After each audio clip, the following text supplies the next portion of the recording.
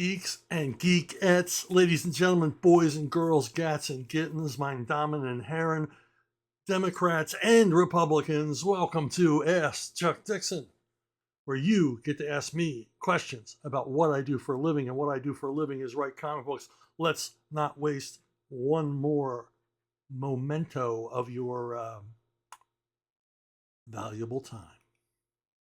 John Bua. I loved The Watchmen.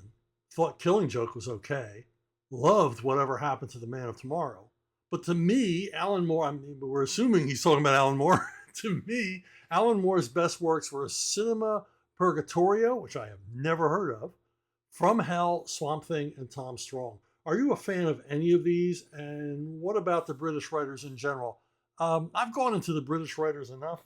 I'm going to leave them alone today, except for Alan Moore. I'm not talking about Alan Moore. My favorite Alan Moore story is the story he did in one of the Superman annuals. Artwork by Dave Gibbons. Most ridiculous premise you can possibly imagine. Batman, Robin, and Wonder Woman show up at the Fortress of Solitude to wish Superman happy birthday. And things go sideways because there's a bad guy out to get all of them.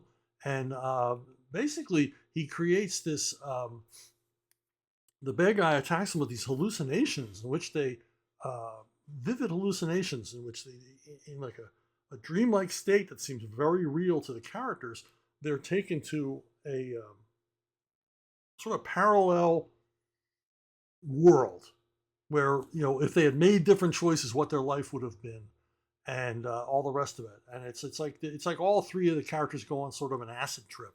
And but it's a great story. It's just absolutely perfect in every way. And Alan Moore shows his love for these characters. Unlike a lot of British comic writers, Alan Moore actually likes and respects and reveres these characters like the rest of us. They're figures from our childhood that we enjoyed. And it's just a great story. It's seamless. It's perfect. And of course, the Gibbons artwork is absolutely marvelous. Moving on, my second favorite is his Swamp Thing run.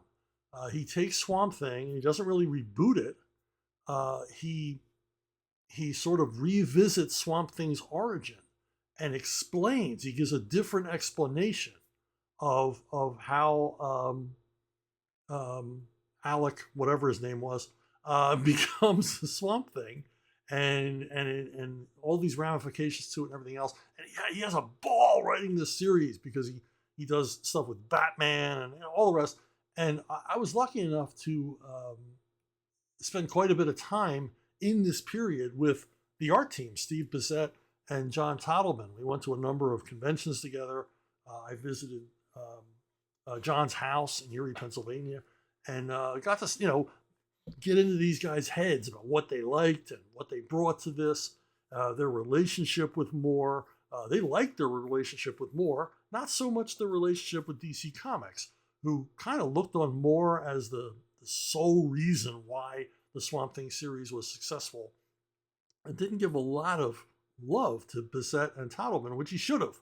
And of course, Alan Moore would have insisted on, because, boy, they brought it. I mean, they really got Moore's vision. And of course, at this time, they showed me Alan Moore's script. I'm like, oh my God, I couldn't write like this. These scripts were thick. For a 22-page comic book, it was nearly screenplay length, as he went into great detail and often off on tangents about things within the story. But yeah, these are the two things I really like about Alan Moore. I really enjoy Tom Strong. The only thing I find about Tom Strong is I don't remember much of it. I mean, I read all of them, but there's nothing really I remember about this series. And the reason for that is probably because I was introduced to this character as an adult. If I had been introduced to this character as a child or a young adult, I probably would have remembered more, probably would have been more impactful to me for whatever reason. I don't want to say I've outgrown superheroes, I've outgrown this kind of story, but these kind of stories are less impactful on me now that I'm an adult. And that's not condescending or anything else. It's just the nature of the beast.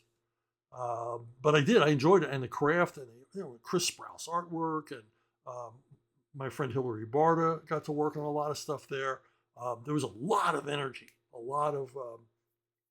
happening around that.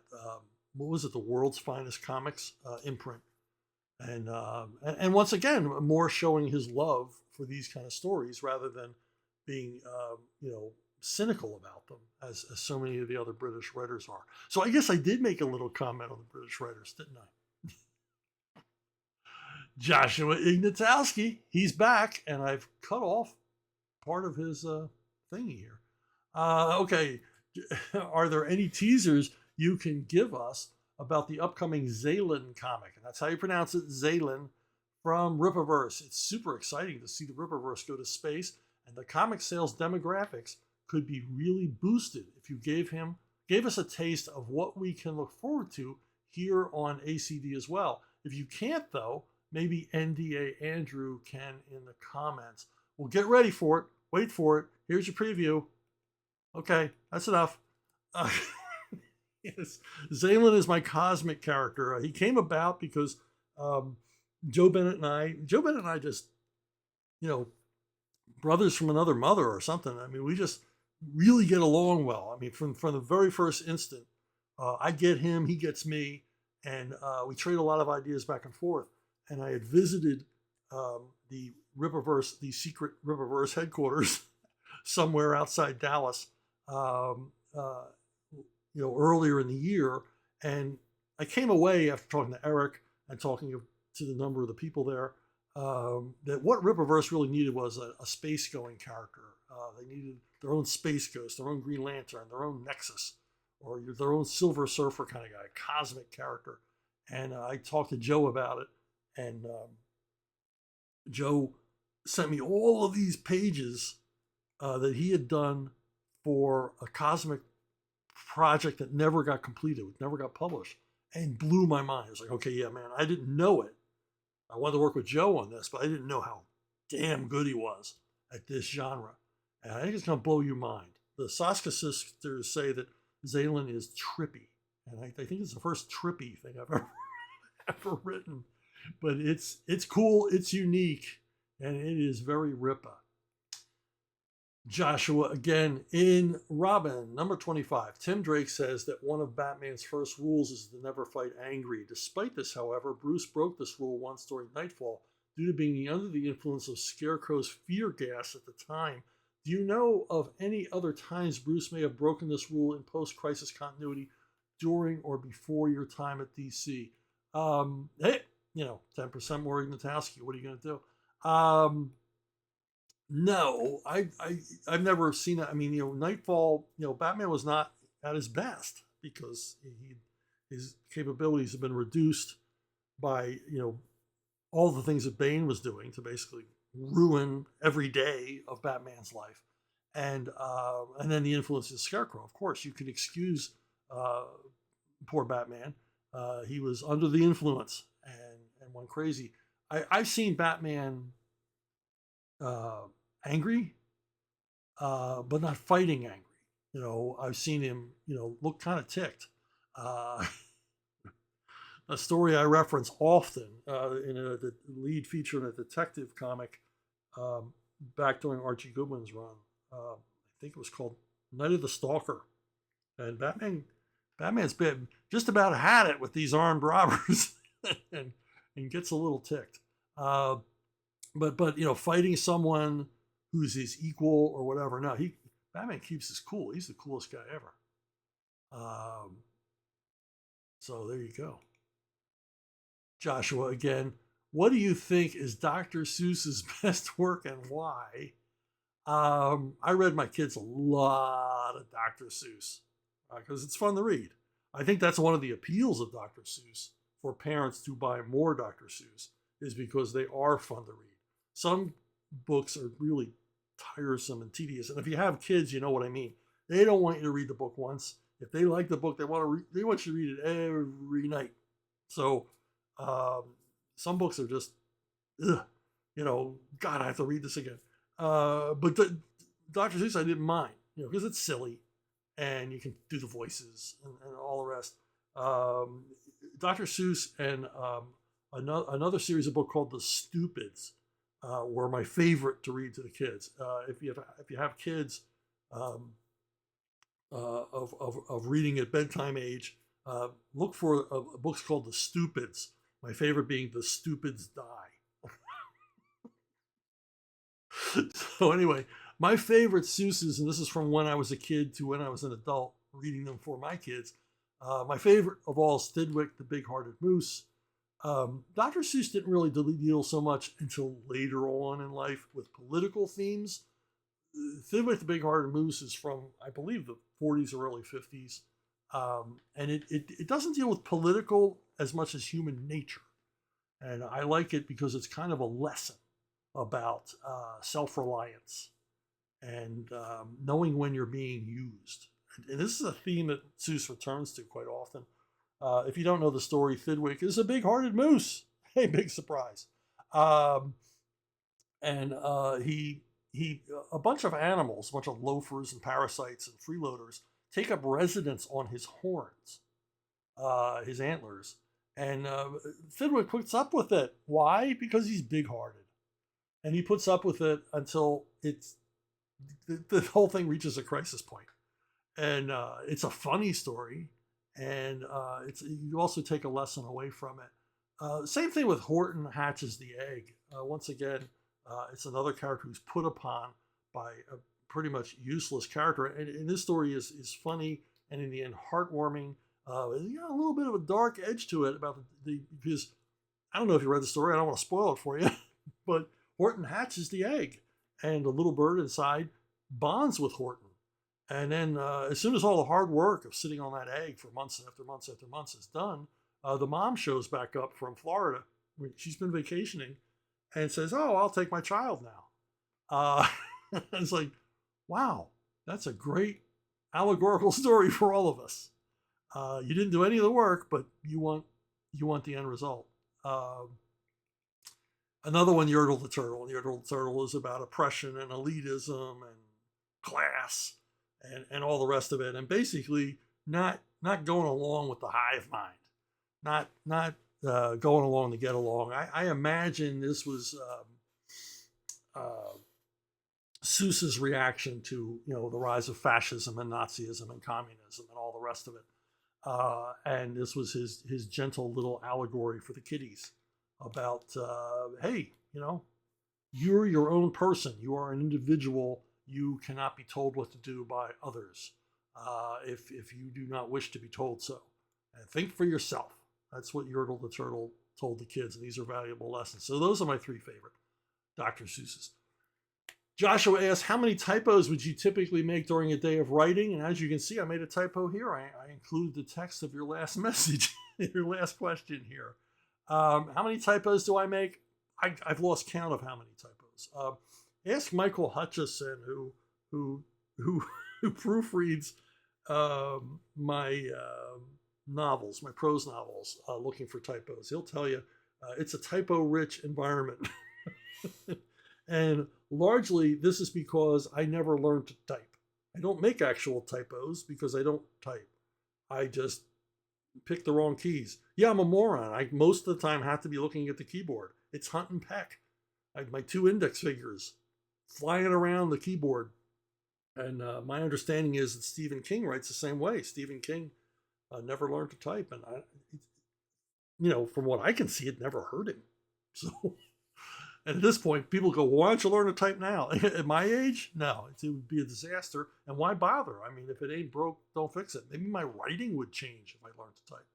Maybe I would type idiotic stuff. Certainly make more typos for a very long time until I got the hang of it. Right now, I'm pretty quick. But yeah, I make a lot of typos, and I got to go back. And the funny thing is, if you've ever written, you know this already. You can go back and reread your work. You can even be deeply involved in rewriting something and miss typos, just not see them at all. And then on the other hand, some I can just spot immediately. I can look at a whole page of type and go, wait a minute, something's wrong here. Oh, it's that word. It's wrong. And I think we all make common typos. I can never type the word just, that it doesn't come out juts. And for the longest time, I had a hard time typing Conan's name, which was a problem when you're writing Conan. Every time Conan was mentioned in the story, it would be a typo. His name spelled without an O. Why? Who knows? Ask your mom. Joshua's back. What inspired you to make the town of Desolation into a lawsuit capital of America in Green Arrow 110? It seems like that place just can't catch a break. Yes, in a Green Arrow, Green Lantern crossover event, crossover stories, I suggested that Green Arrow and Green Lantern return to the town of Desolation. And Desolation was first appeared in Denny O'Neil and Neil Adams' run of Green Arrow, Green Lantern, their celebrated or controversial run, depending on how you look at it. And Desolation was, this town with all kinds of bigotry and pollution and all, just, bad stuff happening. Stuff that just make a liberal just cry all day. Just horrible. Lots of social commentary in this story and the rest of it. And when I was writing this arc, along with Ron Mars, and it was my idea that they visit Desolation. The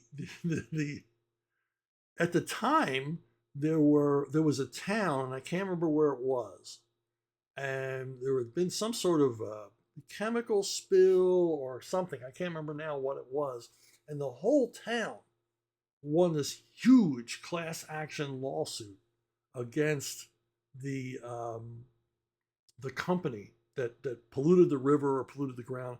I wish I could remember the details, but I can't. And all of them became wealthy overnight.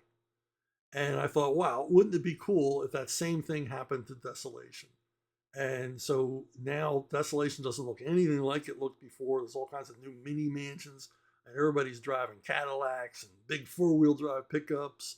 And they're all living the life of Riley because they won this class action lawsuit. And part of it was my own little wry commentary on Denny and Neil Adams' original story. And I really had a great time talking to Denny about it. And he laughed. He laughed because he knew where I was coming from. He knew who I was. And he dug it. I don't think he dug it, but he got a laugh out of it. And particularly because, this had actually happened in real life, that a town became wealthy overnight through a class action lawsuit against a major corporation. Okay. Hey, Bridget wants to know, have you subscribed to Ask Chuck Dixon? You don't want to disappoint her. She'll leave. If you've subscribed already, thank you, but check and make sure you're still subscribed. If you haven't, hit that subscription button. It helps reach more folks. Walt Kevin, you answered a question about Airboy in a recent Ask Chuck Dixon, which got me thinking of a bunch of Airboy questions to pass along. Have you ever crossed paths or worked with any of the classic Airboy artists like Dan Barry, Fred Kita, Ernie Schroeder, or Carmen Infantino? What about any of the old writers? I don't really know who wrote the old Golden Age Airboys. I have no idea who wrote those things. No, I never met any of those guys. Although Dean Mullaney, publisher of Eclipse, when we were doing Airboy, he got Fred Kita to do a piece of artwork for us. Really nice piece of artwork of Airboy. And he reached out to Frank Robbins. We wanted Frank Robbins to do at least a cover, and Frank Robbins was retired in Mexico and just said, I don't do any work like that anymore. No. And Dean offered him some crazy money to do a cover for us, and he just said no. Dan Barry I never met. Weirdly, as many times as I went up to DC Comics back in the 70s, I never ran into Carmen Infantino. I would run into Dick Giordano and Joe Orlando and other people, but I never met Carmen Infantino. It's kind of, I don't know how that even happened, because the nature of the way DC Comics is set up, you would just walk up and down the halls running into people. But I never met him, was never introduced to him. Whoop, twin spin. Congratulations, Walt. How did your Airboy Deadeye series come about? Is that what sparked your occasional collaborations with Antarctic Press? Yeah, Deadeye was it was kind of a weird thing how it came out. Gianluca Peretta, who is a Italian comic book artist, he approached me just out of the blue. I didn't know the guy. He just sort of approached me over the internet, said, "You want to write an Airboy project together? And I can line up the artist and I can do all the hard work and everything else." I'm like, okay. So we worked together on a plot and everything else. I did the final script, and he had some sort of connection with Antarctic, and I went with it. But my connections with Ben Dunn and his brother go way back to when I was on Airboy. When I was at Eclipse, I did a project called Swords of Texas, which was a spin-off from Tim Truman's Scout series. I did a Swords of Texas with Ben Dunn, and then I would see him often at conventions. We would always seem to be at the same conventions all the time, and hit it off. I like Ben. I like Ben a lot. I like working with him. He's a good businessman, but a guy you can trust. And so we've actually worked together on other stuff. I wrote a graphic novel for him a couple of years ago, which I don't know if he went anywhere with it. He did some initial sketches and stuff because Netflix was asking him if he had any more material. Because I don't know if you know this or not, but Warrior Nun on Netflix it's based on an Antarctic comic, and he came to me to write this graphic novel, sort of 60s spy spoof thing. But I don't know if it went any further than that. I certainly enjoyed writing it, and Ben paid me for it. But it's frustrating. It's frustrating sometimes when you write a project and it never becomes a comic. I'm dedicating myself now to making some of these unrealized projects come to light. More on that in the future. Triple spin, man, Walt, you're got a man on third. Any good research stories from your time working on Airboy?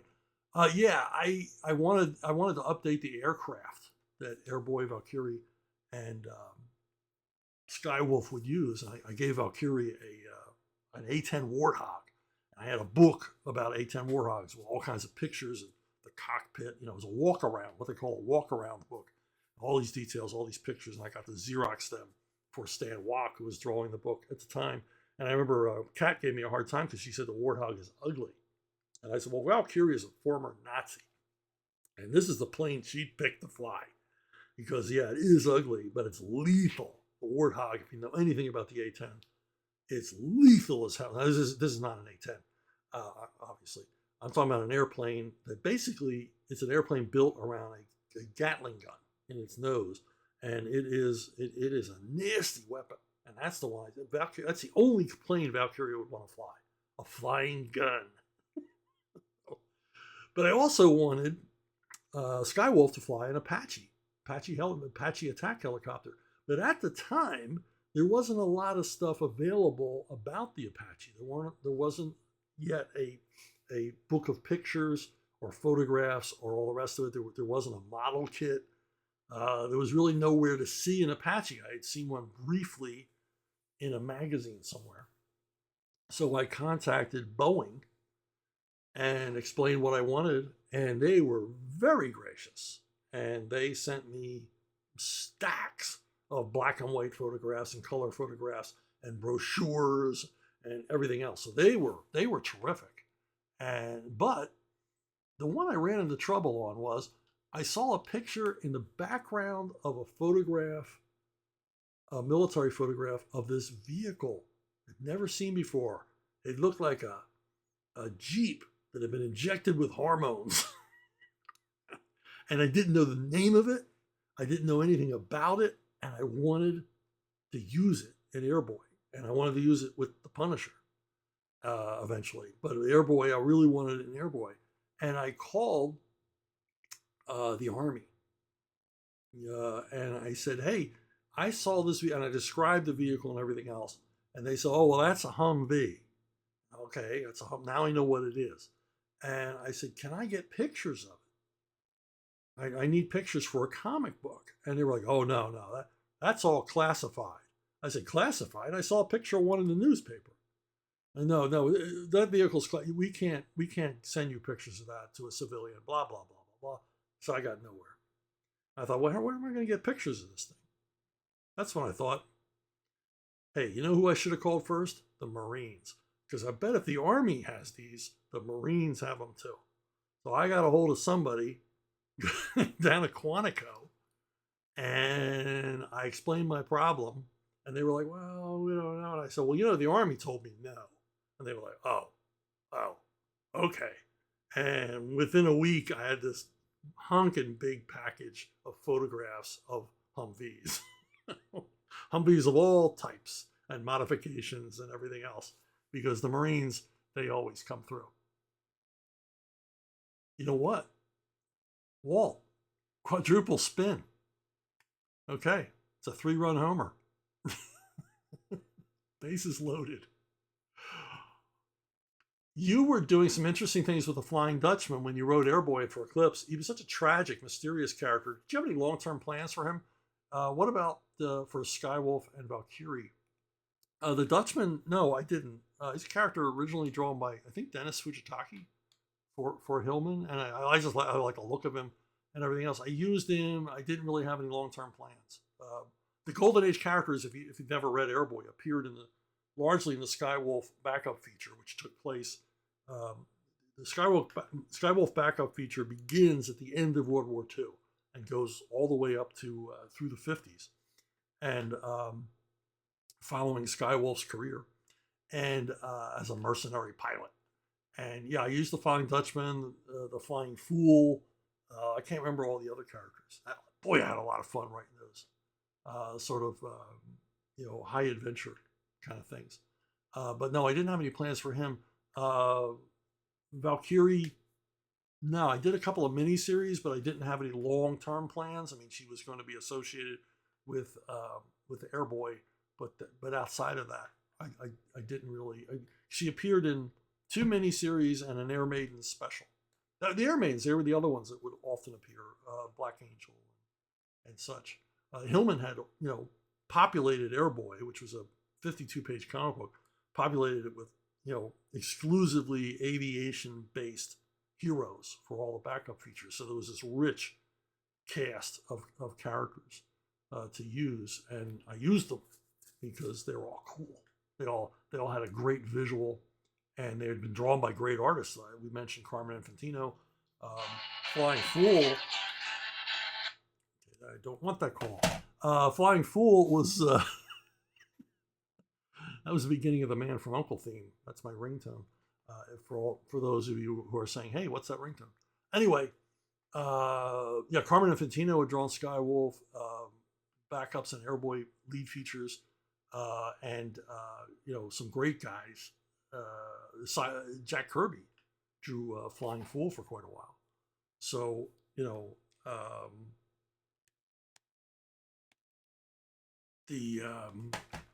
just deal with my cell phone here. Yeah, these are live. I just didn't. Well, it's not live, but it's live recorded, and I don't have the wherewithal or patience to edit. Now, as far as Skywolf goes, I did have plans to take him all the way up into the early 60s. And he was always getting involved in revolutions and civil wars and, that kind of mercenary adventure, tough guy stuff. And I began a series that never got published that was going to begin in Airboy 51. And where Skywolf gets hired by Castro to be a pilot. When Castro was in Mexico prior to the Cuban Revolution. And in this story, Skywolf met not only Castro and Raul Castro, he met Che Guevara. And in the Skywolf series, I mentioned a few times that Skywolf was the guy who killed Che Guevara. And eventually, I was going to do this Cuban revolutionary story and then a couple of other stories, and then eventually get to that story where Skywolf guns down Che Guevara. But I never got there, unfortunately. So you can find this in one of the Airboy omnibuses or compendiums that Eclipse did recently. They published this unpublished Skywolf story because I still had Xeroxes of the pages. Okay, Michael Partika. I'm curious to know, this one gets a little deep, folks. I'm curious to know about your relationship as a writer with editorial departments you've worked with at various companies. When you turned in a script, I assumed it got some editorial review before it went to the penciler, in case the editor wanted changes made. If the editor wanted changes, would the editor suggest that you make the changes? Or would the editor make the changes himself, herself, or could it work either way depending on how much needed revision? Was it contractually specified how much you might be required to change? I'd especially like to know how this went at Marvel, DC, and today Rippaverse. I'd love to know whether Rippaverse asked for any changes for you on Alpha Core #1 before you sent the script to Joe Bennett, assuming that's how it works with you and Joe. Or do you and Joe collaborate tightly and deliver more of a finished script and pencils product to Rippaverse, which they might then ask for changes on? Looking forward to Zaylan, by the way. Horseman is ordered already. Well, thank you so much for that. This is a great question. Most editors want you to make all the changes. If they'll reasonable editors, if there's changes that need to be made because either a mistake was made or a continuity error, or perhaps the editor thinks maybe there was a missed opportunity in the story, or there's something that wasn't clear in the story, they'll want the author to make those changes. Even minor changes, which I wouldn't mind the editor. I would never know the editor made. Good editors will contact you and say, hey, how about fixing that? Or would you want to fix it? Or let's talk about it. That's a good editor. And there's a difference. There's two kinds of editors. Archie Goodwin was a great editor. He would gently suggest, nudge you toward the way he wanted things done, but very rarely, because he was a hands-off editor. Most of the really terrific editors I worked with were that way. Archie and Denny O'Neil, John Barber on G.I. Joe, Larry Hama, pretty much left you alone, unless you really screwed something up or really made a big error. They left you alone to do what you do. They didn't make any changes to the work or even suggest changes to the work. Sometimes, as I've often talked about here, some editors would even let a story go that they really didn't like, but they understood maybe the readers would. Most memorable for me is the Captain Fear Batman story that my editors hated, but still allowed to go to publication, but would not let us ever use Captain Fear again. So, as our punishment. And then there's the other kind of editor who just wants to be, in your face all the time. He wants to be over your shoulder as you write. He wants to write it himself, obviously, but he doesn't have the time or the talent. And he wants to tell you how to write the story. And these are the most overbearing. They're micromanaging.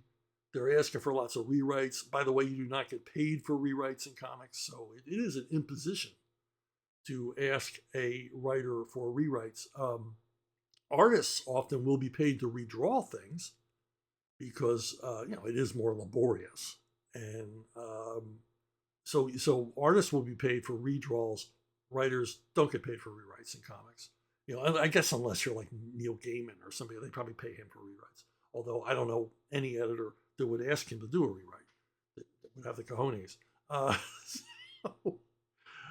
Largely, in recent years, your editors don't know a damn thing about comics anyway, but they think they do, and you run into that more and more these days. Now, generally, I don't have an editor really now. I mean, I hand you mentioned Rippaverse. Well, let's get to Rippaverse in a minute. One example, perfect example of this, is when I was on Moon Knight, Mark Spector Moon Knight. I was hired by Carl Potts, and Carl and I already had a good working relationship from me writing Alien Legion, which Carl created. And Carl gave me his basic take, what he expected from the book, and everything else. That Mark Spector would abandon his 3 schizophrenic identities and only be Mark Spector. And we would lean hard into his mercenary past, which is why I guess he wanted me on the book, because I would dig writing something like that. And everything went along great, and we got along great, and I think we did some really cool work. And then, for whatever reason, Carl was assigned to something else, and I got a new editor, And the new editor was the other kind of editor, the one that doesn't leave you alone, makes suggestions, asks for rewrites, asks for clarifications, and changes your work without asking you. I remember on a issue of the Moon Knight where Moon Knight teams with Spider-Man and Punisher, the editor rewrote most of Punisher's dialogue because he thought the Punisher was too sardonic or brutal in his dialogue, and he changed it to soften it. If you've read the issues, you'll see that by trying to soften it, he really made it worse. But anyway, but what can you do? It's work for hire. I have no say over it. I didn't create these characters. But that's a perfect example of night and day change on a book. And that editor, he worked hard to make me so miserable I would quit.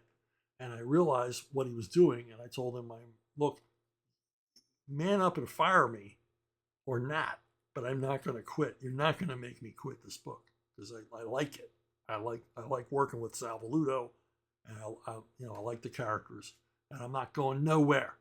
But he eventually fired me. Now, as far as Rippaverse goes, yeah, I don't really have an editor.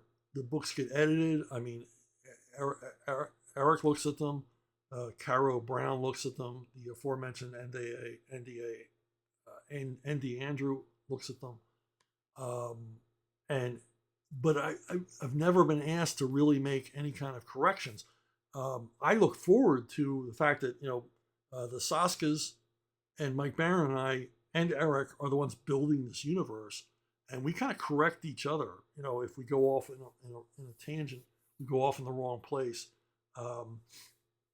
We correct one another, and we're sharing all of our work and everything else to create a consistent universe. And that's really job number one here, is to create this consistent universe. And I see further down the road as everything gets more complex and the ensemble of characters grows. Eric's probably going to have to hire a continuity cop. And I actually discussed this with him last time I visited Rippaverse HQ. That eventually this is going to get out of hand, and you're going to have to find some super fan who can oversee all of this. Much like Mark Grunwald kind of served that purpose at Marvel, and Peter Sanderson was he was the DC librarian when I was at DC, but he was actually their continuity cop.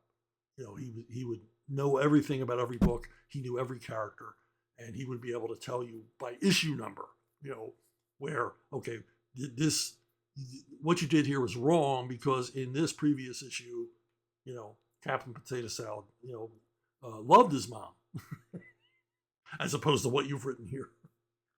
So yeah, I mean, I don't really have editors. I'm working on crowdfunding projects. I guess Graham Nolan is an editor. Richard Meyer is an editor. Vox Day is an editor. They serve that purpose, but it's not the same relationship because we're all also creators. So it's more like a big party. Party at Graham's house. There you go. Hey, errata. That means mistake. For those of you not fluent in Latin, like I am, not fluent in Latin. I made an error last time, and it was about Moon Knight. Pork Hunt catches me. He calls me out. He says, you said Moon Knight number 34 with Frenchie facing off against Killer Shrike was not your idea, but you're credited as writer of the issue with J.J. Birch as the artist. I don't remember that at all, but it's true. I looked it up on Grand Comic Book Database. I wrote this issue, and which explains a lot, because why would the new writer on Moon Knight want to go back and refer to one of my unfinished plot lines? But I guess that makes sense. I don't know what happened. I don't remember anything about this. I mean, I remember working with J.J. Birch a few times on Punisher. I liked him a lot. I probably still like him today. But I don't remember. I don't remember anything about this. I don't know why the editor who had fired me would call me back to do this. The only thing I can think of is that this might have been a leftover script. I may have written my next script before I got fired and handed it in and got paid for it. And then they made the change. So I'm betting that's what happened here. So I'm sorry. I was mistaken. I did write this issue. All right. What's next here? Rex Moss. If an election does not go your way, do you think this would destroy your ability to write forever?